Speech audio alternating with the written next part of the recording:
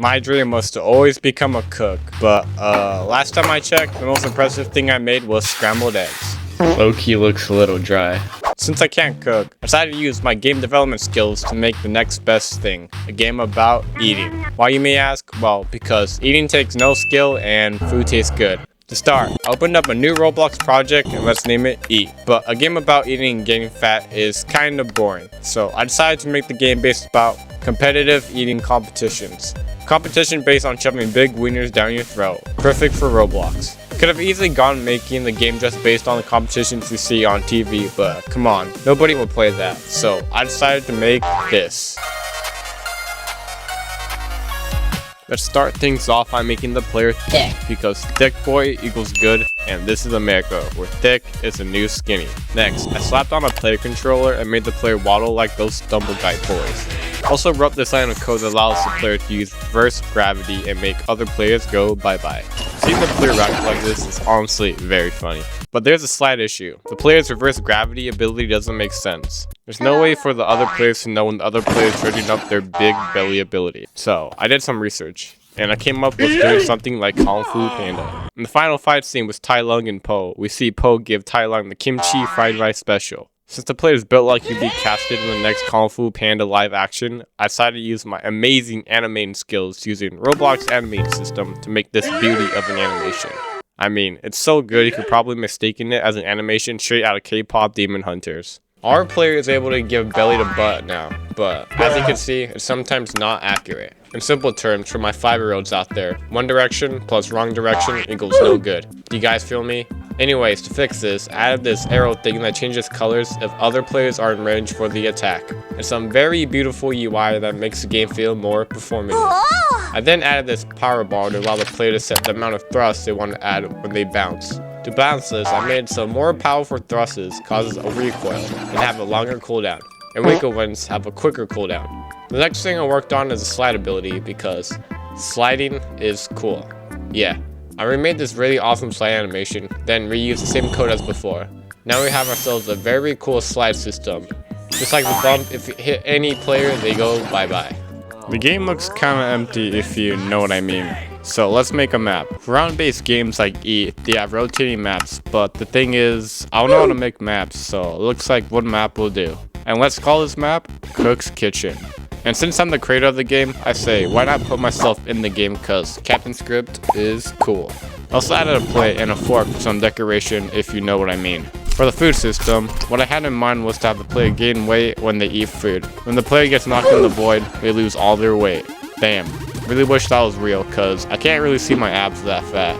Next, I made the food spawn randomly using these lines of code that will spawn in these areas of the map. So there will be always 20 foods on the map at all times.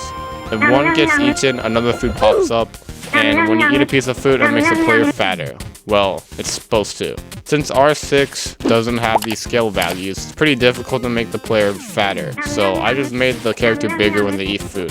Which isn't ideal, but hey, it's better than whatever this is.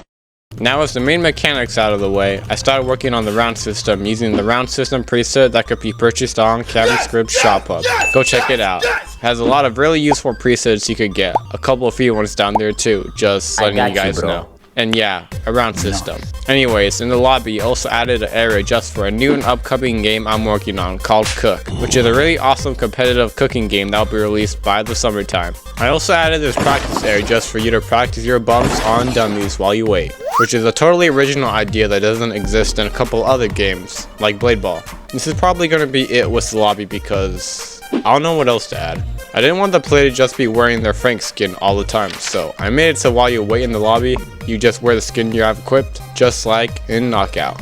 Now for the actual round system itself. I initially wanted to have the game start off with something really cool, like something really flippin' cool, but low-key don't know how to do that. So I just added this countdown with this really cool cinematic animation to show the players how much time is left before the round starts. Also forgot to mention, I'm giving the biggest back in the round a crown around its head to let the other players know who to target. The game is almost done, but if you remember from earlier in this video, I only made one ability. And this game is expected to be on the front page, so there needs to be way more progression. So I decided to make 5 more abilities. Those 5 abilities are Magnet.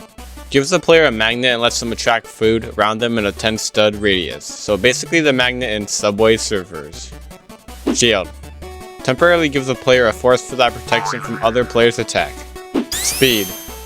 Makes the player faster. And yeah, that's basically it. Extra life. When activated, if the player dies, they won't lose all of their food, but it's only a one-time use. So use it wisely. And finally, black hole. It spawns a big ass black hole when you place it, and it sucks any player around them and launches them across the map. That's a little inaccurate. Yeah, that's better. Probably my favorite out of all of them. But while making the game, I ran into a couple of issues that I want to talk about. While making the project, I was planning to partner with Fat Rag Games, who are amazing by the way. People behind the company are amazing people, and I truly respect their work. Everything was going to plan, but due to some issues that I will not disclose, the deal ultimately fell through, and because of that reason, I kinda gave up on the project entirely.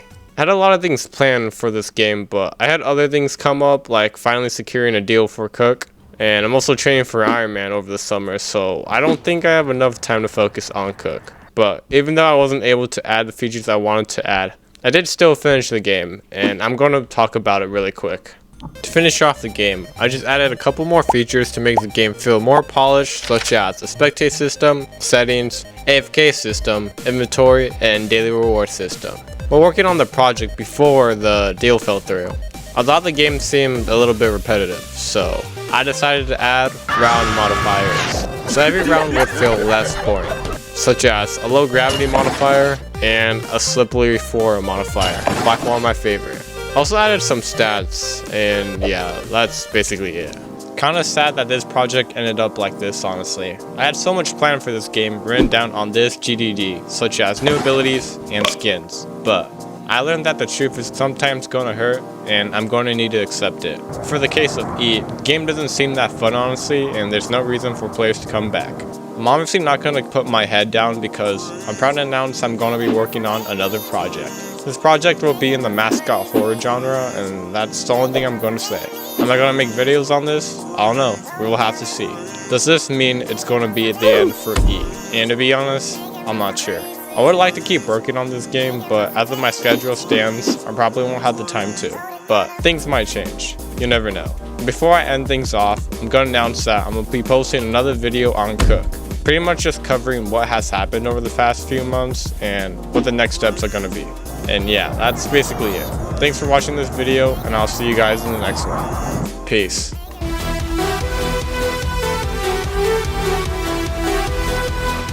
I like the video there. Hi.